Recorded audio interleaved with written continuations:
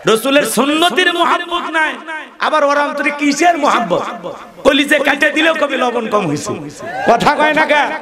ওদের সেনা বড় কঠিন, ওরা কঠিন জিনিস, বাঁকা হাত দিয়ে আল্লাহ বানাইছে। আজকে ওয়াজ করে একটু হালকা সোজা বানায় দিই, একটু মহিলাদের ওয়াজ একটু পরে করতেছি, কষ্ট হচ্ছে নাকি আপনাদের? তাকবীর দেন, লিল্লাহি তাকবীর। এই যাইছে গেছে, একটু মা বোনদের আলোচনা হওয়া দরকার। আমার ভাইরা দিক খেয়াল করেন, তাহলে হাউজে কাউসারের পানি পেতে হলে কাজ করতে হবে দুইটি। জোরে বলেন কয়টি? দুইটা আঙ্গুল তুলে দেখান। আল্লাহ যাদেরকে হাত দিয়েছে দুইটা আঙ্গুল তুলে দেখান, বলেন তো হাউজে কাউসারের পানি পান করতে গেলে কাজ করতে হবে কয়টি? আর জোরে। এইবার 2 নাম্বার আয়াত সবাই পড়ুন, ফাসাল্লিলি রাব্বিকা ওয়ানহার, ফাসাল্লিলি রাব্বিকা ওয়ানহার। 1 নাম্বার হলো ফাসাল্লিলি রাব্বিকা, রব্বির উদ্দেশ্যে সালাত আদায় করা লাগবে। নামাজ হবে একমাত্র কার জন্য? আরেকটু জোরে বলেন, কার জন্য? কুল ইন্না সালাতি ওয়া নুসুকি ওয়া মাহইয়ায়া ওয়া মামাতি লিল্লাহি রাব্বিল আলামিন।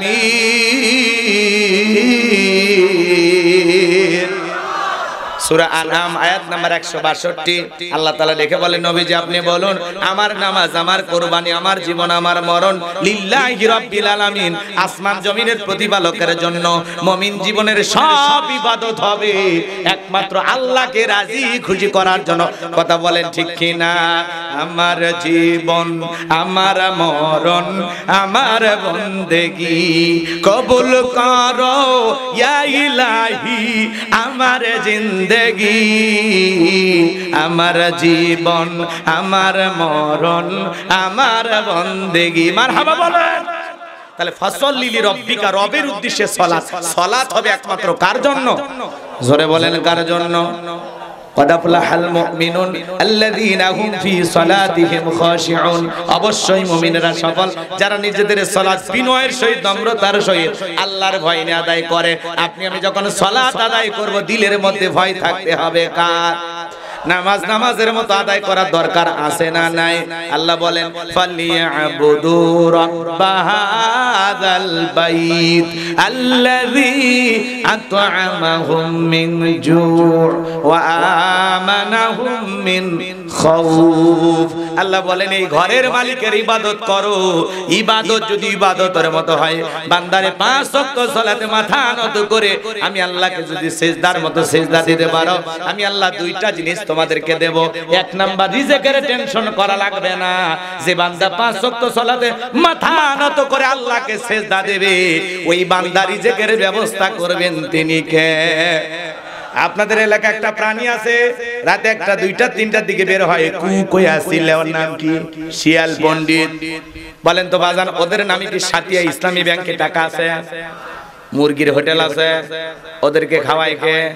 সকালবেলা একটা পাখি নির থেকে বের হয়ে যায়, সন্ধ্যাবেলায় ওই পাখির পেটটা ভরিয়ে বাসায় ফেরত পাঠান তিনি কে? তাহলে রিজিক দেওয়ার মালিক কে? আল্লাহ যদি পৃথিবীর এত মাখলুককে খাওয়াইতে পারে, আপনি আমি সৃষ্টির আশরাফুল মাখলুকাত, আল্লাহকে আমাদেরকে না খাওয়ায় রাখবে? রিজিক দেওয়ার একমাত্র মালিক কে? রিজিকের মালিক উত্তরপাড়া রাজ্জাক না, ওইটা আব্দুর রাজ্জাক, ওইটা দাস, ওইটা গোলাম, ওইটা আল্লাহর বান্দা। কথা বল, রাজ্জাক কে? রিজিক দাতা একমাত্র কে? ওয়া মা মিন দাব্বাতিন ফিল আরদি ইল্লা আলাল্লাহি রিজকুহা। আল্লাহ বলেন, পৃথিবীতে এমন কোন বিচলনশীল প্রাণী নাই যার রিজিকের ব্যবস্থা আমি আল্লাহ আসমান থেকে করি না। তাহলে বলেন তো বাজান, রিজিক দেওয়ার মালিক কে? নামাজ নামাজের মতো আদায় করা লাগবে। আজকে পবিত্র মসজিদে যায় মারামারি। কথা কন, বাংলাদেশের এদিক খেয়াল করেন, বাংলাদেশের জাতীয় মসজিদ বাইতুল মুকাররমে আজকে যা দেখেন, তাবলীগের 2 গ্রুপে মারামারি লাগছে। কথা কন নাকি আপনারা? আপনারা টেলিভিশনে নিউজ আজকে দেখেন নাই? আমরা বলতে চাই, আপনারা যারা তাবলীগ করেন, আপনারা তো ভালো মানুষ, কি সুন্দর দাওয়াত দেন, কি সুন্দর মানুষকে ভোরবেলা ডাক দেন, নামাজের পথে আহ্বান করেন।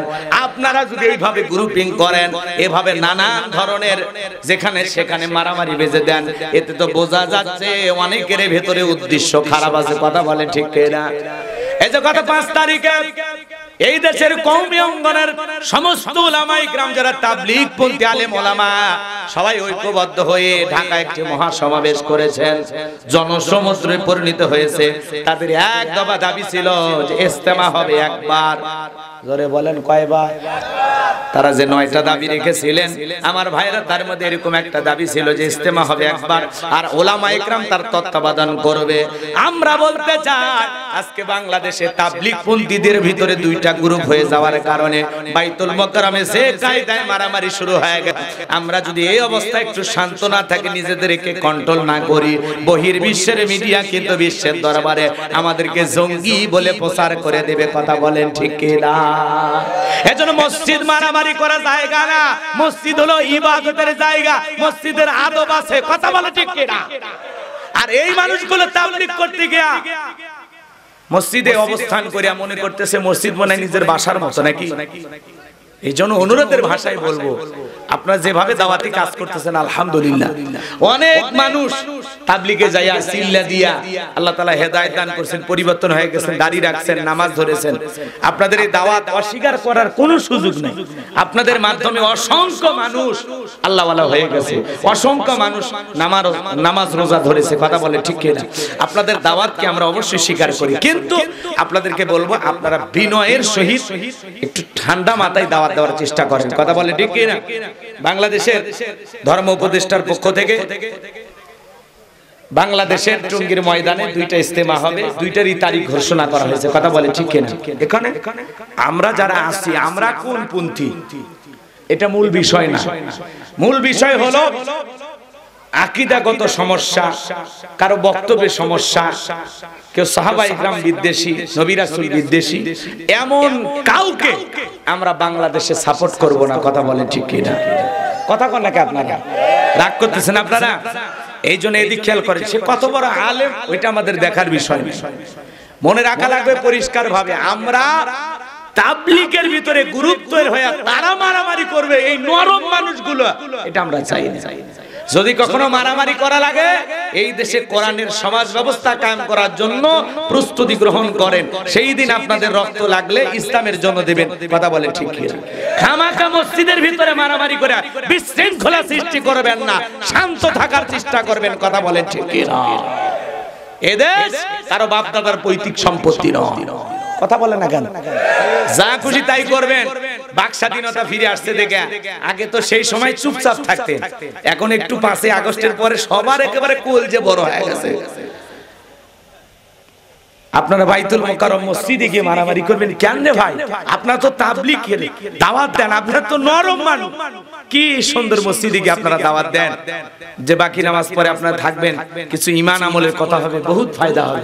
কি সুন্দর 2-1টা আয়াত তিলাওয়াত করেন, হাদিস করেন, শুনে দিলের ভিতরে মায়া লাগে। হ্যাঁ, গ্রামের বিভিন্ন অঞ্চলে পাহাড় পর্বত ঘুরিয়া, শহর অঞ্চল ঘুরে ঘুরে আপনারা দাওয়াত দেন।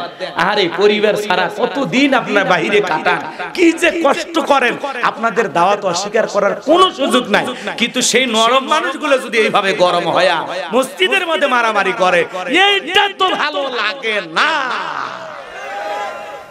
এটা ভালো লাগে না। আপনারা নরম আছেন, নরমই থাকে। আর গরম যদি কখনো হন, এই দেশে কোরআনের রাজ কায়েম করার জন্য রক্ত কত গরম সেই দিনটা আর পাওয়া যায় না। কথা কয় না কেন? আল্লাহ আমাদের তাবলীগের ভাইদেরকে সঠিক বুঝ দান করে। জোরে বলুন আমিন। তারা আমাদেরই ভাই, তারা এই দেশের মানুষ, তাদের জন্য আমাদের দোয়া ভালোবাসা আছে না নাই? কিন্তু আমরা মারামারি দেখতে চাই না। 2টা পর্ব ঘোষণা হয়েছে, ঠিক আছে আলহামদুলিল্লাহ, 2টা পর্ব।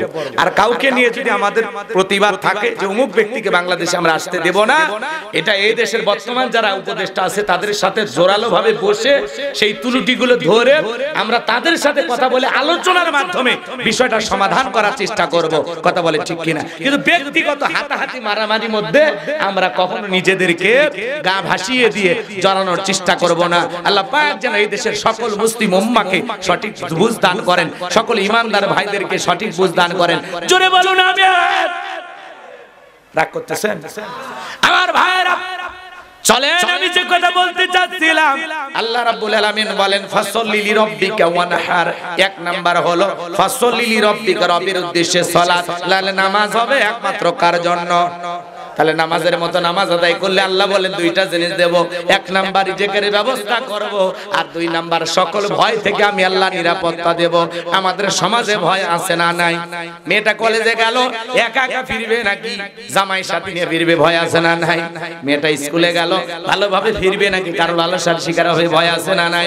বাজান গো, আজকেও কিন্তু সমাজে আমরা ভয় মুক্ত হতে পারি না। আজও নারীদের ধর্ষণের খবর আছে না নাই? জোরে বলেন আছে না নাই? আমার ভাইয়েরা, এই জন্য যদি আপনি বাংলাদেশকে ধর্ষণ মুক্ত করতে চান, জিনা মুক্ত করতে চান, আমার ভাইয়েরা চুরি মুক্ত করতে চান, তাহলে আল্লাহর আইন দিয়া চোরের বিচার করা লাগবে, আল্লাহর আইন দিয়া ধর্ষকের বিচার করা লাগবে, তাহলে এই দেশে শান্তি ফিরে আসবে। আল্লাহর আইন এই জমিনে চালু হবে না যতদিন শান্তি পাবো না ততদিন। আল্লাহ রাব্বুল আলামিন সূরা মাইদার ভিতরে আইন দিয়েছে, চোর যদি পুরুষ হয় আর নারী হয়, চোর যদি অপরাধ করে সেটা প্রমাণিত হয়, চোরের হাত কেটে দাও। জোরে বলেন কি কেটে দাও? আল্লাহর আইন, চোর চুরি করে হাত কেটে দাও। আমার ভাইয়েরা, একটা চোরের হাত কেটে বাইতুল মুকাররমের সামনে নিয়ে যায় মিডিয়ার মাধ্যমে ফলাও করে যদি প্রচার করা হতো, বাংলাদেশের চোরের আইন পাশ করা হলো। আল্লাহর আইন অনুযায়ী চোর যদি চুরি করে প্রমাণিত হয়, হাত কেটে দেওয়া হবে। একটা চোরের হাত কেটে মিডিয়ার মাধ্যমে প্রচার করলে বাংলাদেশের সমস্ত চোরেরা তওবা করে আল্লাহর ওলি হয়ে যাবে। তাহলে সমাজে আল্লাহর আইন চালু হোক। কারা কারা আছেন দুইটা হাত তুলে মালিককে দেখান। লিল্লাহি তাকবীর। আলালাহুল খালক ওয়াল আম, সৃষ্টি যার, আইন চলবে সে আল্লাহর। কথা বলে ঠিক কি না? আল্লাহর বিধানেই মুক্তি, আল্লাহর আইনেই শান্তি। আল্লাহর বিধান জমিনে কায়েম না হওয়া পর্যন্ত ওই লেনিন কারমার্ক্সের আইন দিয়া, ওই ভারতের দাদার আইন দিয়া, লন্ডন আমেরিকার আইন দিয়া পৃথিবীর এক মাটিতেও শান্তি প্রতিষ্ঠিত হবে না। এই শান্তি যদি প্রতিষ্ঠিত করতে চান, আল্লাহর আইন চালু করা লাগবে জমিনে। কথা বলে ঠিক কি না? আল্লাহর আইন যদি একবার এই জমিনে চালু হয়ে যায়, বাংলাদেশটা জান্নাতের টুকরা পরিণত হয়ে যাবে। কথা বলে ঠিক কি না? কোনো মারামারি থাকবে না, টেন্ডারবাজি সাদাবাজি থাকবে না। কথা কয় না? যারা ক্ষমতায় ছিল লুটপাট করে খেয়ে নিয়েছে, আবারও কেউ ক্ষমতায় এসে লুটপাট করে খায়, আমরা চাই। আমরা আর কোন জালেম স্বৈরাচারকে দেখতে চাই না। কথা বলে ঠিক কি না? আমার ভাইয়েরা, চলেন সামনের দিকে যাই। আল্লাহ রাব্বুল আলামিন বলেন, ফাসাল্লি লিরাব্বিকা ওয়ানহার। এক নাম্বার রবের উদ্দেশ্যে সালাত আদায় করা। তাহলে 5 ওয়াক্ত সালাত মসজিদে গিয়ে জামাতের সহিত আল্লাহর কোন কোন বান্দা আদায় করবেন? দুই হাত তুলে দেখান। আল্লাহ সবাইকে 5 ওয়াক্ত নামাজি বানায় দেন। জোরে বলেন আমিন। হাত নামান। শুধুমাত্র 5 ওয়াক্ত না, না ওই কাম আমি করি না, বাদ দেন। এদিক দোয়া করব। এই যে শেষের দিকে এসে গেছে, কষ্ট হয় আপনাদের। এদিক খেয়াল করেন।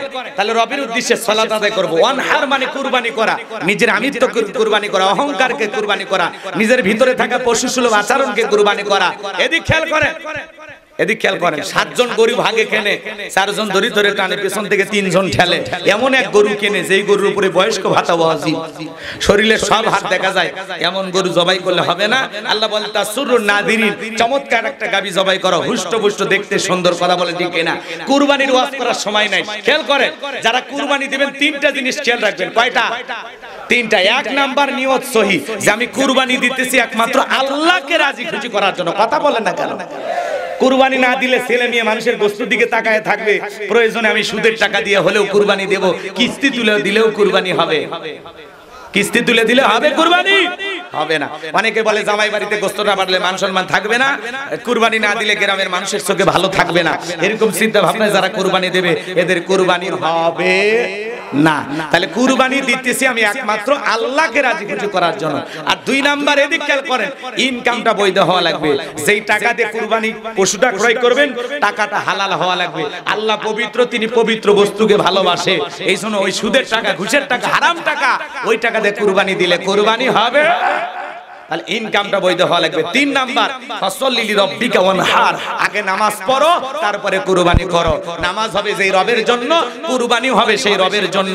ওয়ালাকি ইয়ানালুহুত তাকওয়া মিনকুম। আল্লাহ বলে, বান্দা 5 লাখ টাকার গরু কুরবানি দিলি, ওইটা আমি দেখি না। তুমি যদি 20,000 টাকার একটা ছাগলও কুরবানি দাও, তোমার নিয়ত যদি সহি হয়, টাকাটা যদি হালাল হয়, তুমি যদি নামাজি হয়ে কুরবানি দিতে পারো, ওই ছাগলের রক্ত জমিনে পড়ার আগে আমি আরশের মালিক আল্লাহর কাছে কবুল হয়ে যাবে। এজন্য কুরবানি হবে কার জন্য? আল্লাহর জন্য দিতে রাজি আছেন তো ইনশাআল্লাহ? এবার 3 নাম্বার আয়াত, ইন্না শানিয়া কাহুয়াল আবতার। আল্লাহু আকবার। আমার আল্লাহ ডেকে বলে, নবী গো মন খারাপ করবেন না। ওই আবুল হাবুদ বাদশা আপনাকে লেজ কাটানির বংশ বলে, ও নবী আপনি মনের মধ্যে কষ্ট নেবেন না। আপনার ছেলে সন্তানগুলোকে আমি আল্লাহ শিশুকালে নিয়েছি। ও নবী আপনি মনের মধ্যে কষ্ট নেবেন না। এই পৃথিবীর জমিনে আপনাকে মহব্বত করা, আপনাকে ভালোবাসার কোটি কোটি রূহানি সন্তানকে এটা পাঠাবো। নবী গো যারা আপনার জন্য জীবন দিতে রাজি, আল্লাহু আকবার বলেন। আজকে পৃথিবীতে 700 কোটি মানুষ, এর মধ্যে 200 কোটি মুসলমান, আমরা সবাই রাসূলের রূহানি সন্তান। ভাই কি কষ্ট হচ্ছে আপনাদের না? আর 5 মিনিট, সর্বোচ্চ 5-7 মিনিটের মধ্যে আমি দোয়ার দিকে চলে যাচ্ছি। কষ্ট হচ্ছে নাকি আপনাদের? এদিক খেয়াল করেন। তারপরে একটা পর্যন্ত আপনারা ছিলেন, সমস্যা নেই। আমার ভাইরা এদিক খেয়াল করেন। নবীজির অপমানে যদি না কাঁদে তোমার মন, মুসলিম নয় তুমি মুনাফিক, নবীজির দুশমন। কথা বলেন ঠিক কি না? আমার ভাইরা মুসলমান যারা হবে এরা কখনো নবীর অপমান মেনে নিতে পারে না। কথা কোন না না না দরকার নেই, অনেক হয়েছে। হুজুর এই এলাকায় বেশিরভাগ যুবকের বয়স 25+, কিন্তু তবুও বাড়ি থেকে বিয়ে দিচ্ছে না। গার্জেনদের বেশি কিছু বলে না। আরে সোনাদের কত দুঃখ। এই অভিভাবক যারা আছেন এদিক খেয়াল করেন, বাচ্চাদের এত দুঃখ দেওয়া যাবে না। 25 বছর বয়সে মানে বিয়ে দেবেন না, হেরে কি বুড়ো বানাবে? 35-36 বছরের বয়সে বিয়ে দেবেন, তখন তো দাঁত মুখ সব পড়ে যাবে। যুবক বয়সে বিয়ে দেন, কথা কন ঠিক কি? এদের মনে দুঃখটা বোঝার চেষ্টা করেন। চরিত্র হেফাজতের জন্য যত দ্রুত সম্ভব এদের বিবাহের ব্যবস্থা করে দেন। আল্লাযীনা হুম লিফুরুজিহিম হাফিজুন। নিজের যৌবনটাকে সংযত রাখো, নিজের যৌবনটাকে হেফাজত করো। যুবকেরা নিজেদেরকে কন্ট্রোল করে রেখেছেন 25 বছর, যাদের সন্তানদের বয়স হয়ে গেছে বিবাহের ব্যবস্থা করবে। এদিক খেয়াল করেন, শেষ কথাটা 5 মিনিটে ফিনিশিং দিয়ে যায়। কষ্ট হচ্ছে নাকি আপনাদের? এইদিক খেয়াল করেন, নবীকে আল্লাহ তাআলা বলতেছেন, ও নবী আপনার ছেলেগুলোকে নিয়ে মন খারাপ করবেন না। এই দুনিয়ার জমিনে আপনার রূহানি সন্তান আমি পাঠায়া দেব, যারা আপনাকে নিজের জীবনের চাইতে বেশি ভালোবাসে। আল্লাহু আকবার বলেন। এই জন্য এদিক খেয়াল করেন, নবীকে মাঝে মাঝে কিছু লোক গালি দেয়, দেখেন না? ফ্রান্সের জালিমেরা গালি দেয়, কার্টুন বানায়া দেয়ালে দেয়ালে লাগায় বলে ইনি মোহাম্মদ, জোরে কোন নাউজুবিল্লাহ। আমার নবী কি দেখতে কার্টুনের মতো? এই পৃথিবীর সবচাইতে সুন্দর মানুষটির নাম মুহাম্মদুর রাসূলুল্লাহ সাল্লাল্লাহু আলাইহি ওয়াসাল্লাম। যে নবীর চরিত্রের সার্টিফিকেট আল্লাহ দিয়ে বলেন ওয়া ইন্নাকা লাআলা খুলুকিন আযীম। নবী গো আপনি হলেন পুত পবিত্র মহান চরিত্রের অধিকারী। বলুন আল্লাহু আকবার। আযীম আরবিতে এমন একটি শব্দ যার গভীরতা মাপা যায় না। আমার ভাইরা তাহলে নবীর চরিত্রের সার্টিফিকেট দিয়েছেন কে? সেই নবীকে নিয়ে বাজে মন্তব্য করবে যারা, কুরুচিপূর্ণ কথা বলবে যারা, মনে রাখবেন বাপ ছাড়া অবৈধভাবে দুনিয়াতে জন্ম হয়েছে তারা। যারা নবীকে গালি দেবে তাদের জন্মের ঠিক নাই। মক্কা নগরীতে গালি দিয়েছিল ওলীদ বিন মুগীরা, নবীকে গালি দিচ্ছেন অকাত্য ভাষায়। নবীকে এত গালি দিতেছেন, নবী সহ্য করে, কিন্তু আসমানের মালিক আল্লাহ সহ্য করে না। আমার আল্লাহ তখন আয়াত নাজিল করে বলেন উতুল্লিম বাদা যালিকা জানিম। নবী গো এই ওলীদ বিন মুগীরা আপনাকে গালি দেয়, এ হলো পিতৃ পরিচয়হীন জারজ সন্তান, এর জন্মের ঠিক নাই, একটা বাচ্চা। ওলীদ বিন মুগীরা আরবের মানুষ দেখে বলে নবী এত বড় কথা, আমার জন্মের ঠিক নাই, আপনি থাকেন আমি বাড়িতে যাই। ছেলেটা বৈধ না অবৈধ জানে কে? ফ্যাক্টরির মালিক, তার মানে মা। কথা বলেন ঠিক কি না? আমার ভাইয়েরা এদিকে খেয়াল করেন। এইবার ওলীদ বিন মুগীরা বাড়িতে চলে গেল, তার মায়ের নাম ছিল ঝর্ণা। দেখে বলে মা করবি না কোনো তাল বাহানা, আমার নাকি জন্মের ঠিক নাই। নবী মুহাম্মদ সাল্লাল্লাহু আলাইহি ওয়াসাল্লাম আমারে বলেছেন উতুল্লিম বাদা যালিকা জানিম, আমি নাকি পিতৃ পরিচয় হই জারজ সন্তান। ওলীদ বিন মুগীরার মা বলতেছে বাবা রে আমারও বয়স হয়ে গেছে, মিথ্যা কথা বলবো না। আর মনে মনে ভাবে এত গোপন খবর নবী জানলো কেমনে? নবী তো জানতেন না, নবীকে জানিয়ে দিয়েছেন তিনি কে? আর একটু জোরে বলেন কে? এ ভাই ও হুজুর, হুজুর ছেলে পেলে পাঠায় দেন। মহিলা প্যান্ডেল পুরুষ প্যান্ডেলে আরেকবার ছেলেরা যাবে, যারা এখনো দিতে পারেন নাই একটু মাদ্রাসার জন্য দান করবেন। মহিলা পাঠায়, জি জি পাঠায় দেন। এদিকে খেয়াল করেন, ওলীদ বিন মুগীরার মা বলতেছে বাবা রে তোর বাবা ব্যবসা বাণিজ্যের কাছে এতটাই ব্যস্ত, তোর বাবা ব্যবসা চেনে, টাকা আছে নি, কিন্তু তোর মায়ের মন বোঝে না। সে যে কেন আসে না, কিছু ভালো লাগে না, এবার আসুক তারে আমি মজা দেখাবো। দেখবেন ভাই যখন বিদেশে থাকে এলাকায় দেবর আমদানি কমে না বাড়ে, ওরা তখন এসে স্লোগান দেয়, ভাই ভাইয়া তোমার বর, আমি যে দেবর, ভেবে দেখো ভাবি কার কত দাবি, ভাই গেছে মালয়েশিয়া, আমি তো দেশে আসি। কথা কন না কি আপনারা? রাগ করতেছেন মনে হয়। মা বোন যারা বসে আলোচনা শুনতেছেন, মা দুইটা পুরুষ হইতে দূরত্ব বজায় রাখবেন। একটা দেবর আর একটা দুলা ভাই, এরা হলো মৃত্যু তুল্য, বিষাক্ত সাপের চাইতেও ভয়ঙ্কর। কথা কন না কেন? এই জন্য মা বোনদেরকে বলো, মা চারটা আমলে আপনাদের জন্য জান্নাতের দরজা খোলা। 1 নাম্বার 5 ওয়াক্ত সালাত, 2 নাম্বার হলো রোজা, 3 নাম্বার স্বামীর খেদমত, 4 নাম্বার হলো ফরজ পর্দা। মা বোনদের আমল কম দাম বেশি, জোরে কোন মারহাবা। মা বোনেরা 5 ওয়াক্ত সালাত সঠিকভাবে পড়ে না, যোহর পরে আসরের সময়, আসর পরে মাগরিবের সময়, আর মাগরিবের নামাজ হাঁসের বাচ্চা গরু ছাগল তুলবার যায় শেষ হয় কিনা? কিন্তু রোজার বেলায় মা বোনেরা শক্ত, মাঝে মাঝে রাগ করে 3 দিন ধরে না খায়া থাকে, কিছু হইলে রাগ করে ফুলে থাকে। দেখেন না আপনাদের গুলো কি করে জানি না, আমার অবস্থা ভালো না, রাগ করতেছেন মাঝে মাঝে রাগ করে। দেখবেন এই অমুকের মা ভাত খাও, তুমি খাও, তোমার দরিয়া ভরাও, আমি খাবো না, খাবো না, আমার দাবি পূরণ না হলে খাবো না, খাবো না, এক দফা এক। এরকম ঘরে আন্দোলন হয় কিনা বলেন না কেন? হ্যাঁ, লজ্জায় বলতেছেন না, আমি বুঝি, খুব জ্বালা। কথা কোন ঠিক কিনা? ঘরের রমণী যেন কাল না ঘিনি, সুযোগ পাইলে আমায় সারে না গ। কথা কোন? আমি কেন মরি না, আজরাইলকে চেনে না। কথা কোন নাকি? না বলবো না, কষ্ট হচ্ছে আপনাদের না। এই জন্য মা বোন যারা এসেছেন, মা স্বামীর সাথে বেয়াদবি করবেন না। যে প্রকৃত স্ত্রী তার স্বামীকে কখনো গোলাম বানায় না, যে স্ত্রী তার স্বামীকে গোলাম বানায় সে তো গোলামের বউ। কথা বলেন ঠিক কিনা? আর যে বুদ্ধিমতী স্ত্রী সে তার স্বামীকে রাজা বানায়া রাজার রানী হয়ে থাকে। কথা বলেন ঠিক কিনা? স্বামী যে কত দামি, বিশ্বনবী বলেছেন দুনিয়ার কোন মানুষকে যদি সিজদা দেওয়া জায়েজ হইতো, আল্লাহ তাআলা পৃথিবীর সমস্ত নারীদেরকে বলতেন তারা যেন তার স্বামীর পায়ে সিজদা দেয়। আল্লাহু আকবার বলে। গত বছরে আলোচনা করেছি হযরতে ফাতেমাকে নিয়ে, মা বোনেরা যারা আসছেন শুনছেন। এবছরে আর আমি ওইদিকে গেলাম না, কষ্ট দিতে চাচ্ছি না আমার ভাইয়েরা।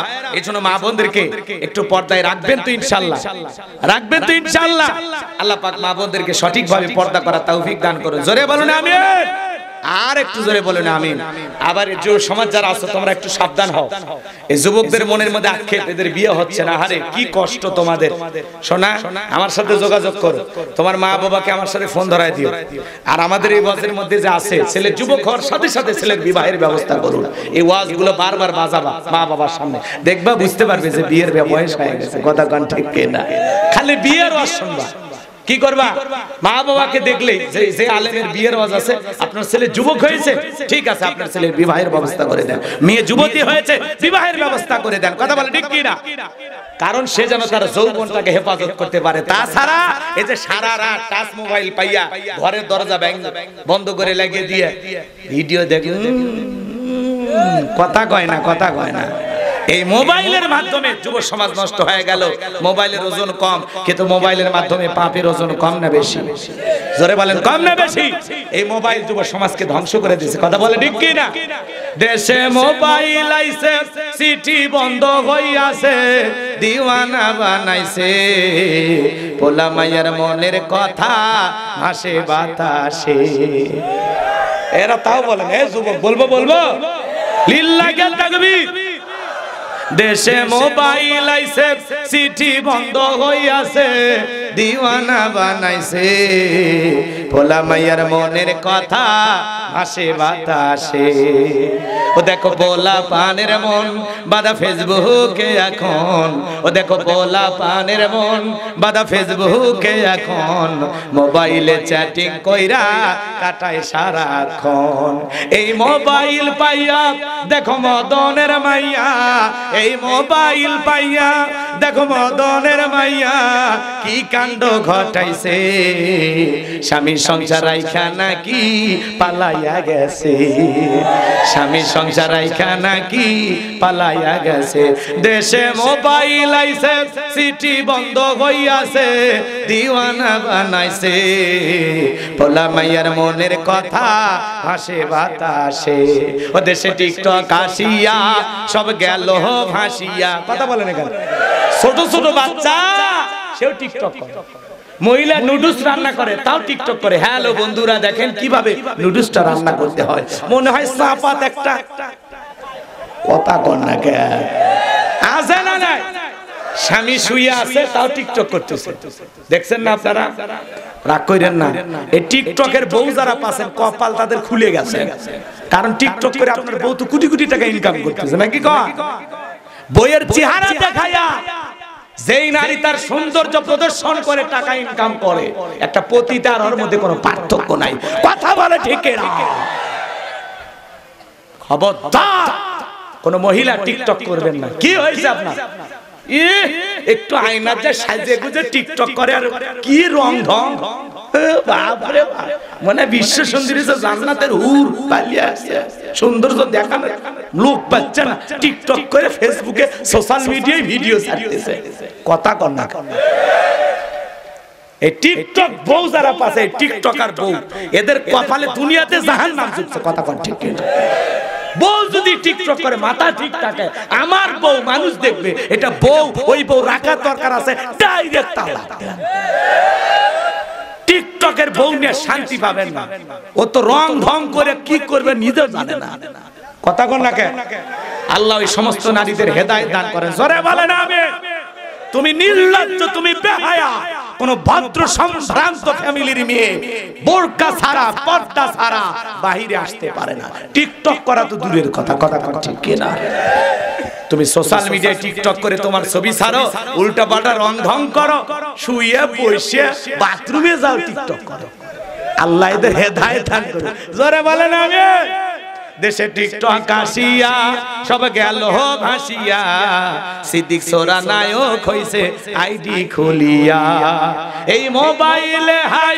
কি জাদু আছে ভাই পোলা পান বুইজাছে পড়ালেখা তুইলা রাখছে সপ্তম আকাশে যাই হোক বাজান রাত্রি বেশি হয়ে গেছে আমি বলবো না এইবার ওয়ালিদ বিন মুগিরার মা বলতেছে বাবা রে তোর বাবা ব্যবসা বাণিজ্যের কাজে এতটাই ব্যস্ত থাকতো যার ফলে তোর চাচা দিয়া মনের ভালোবাসা পূরণ করেছিলাম যার ফলে তোর জন্ম হয়েছে নবী যে তত্ত্ব দিয়েছে সত্য তোর বাপে তোরে জন্ম দেয় নাই তোর চাচাই তোরে জন্ম দিয়েছে এই কথা দ্বারা প্রমাণ হয় নবীকে গালি দেয় যারা অবৈধভাবে দুনিয়াতে জন্ম হয়েছে তারা ভারতের যেই কুলাঙ্গার নবীকে গালি দিয়েছে সেই কুলাঙ্গারের ফাঁসি চাই কথা বলে ঠিক কিনা মাঝে মাঝে বাংলাদেশে দুই একজন নাস্তিক বেঈমানের জন্ম হয় ওরা নবীকে নিয়ে বাজে মন্তব্য করে আম্মা জান আয়েশাকে নিয়ে কটূক্তি করে যারা আম্মা জান আয়েশার ইজ্জতে ঘাত দিয়ে গালি দেবে আমার নবীজিকে নিয়ে বাজে কুরুচিপূর্ণ মন্তব্য করবে ওই সমস্ত নাস্তিক বেঈমানদের কোনো ছাড় নাই নবীকে গালি দেয় যারা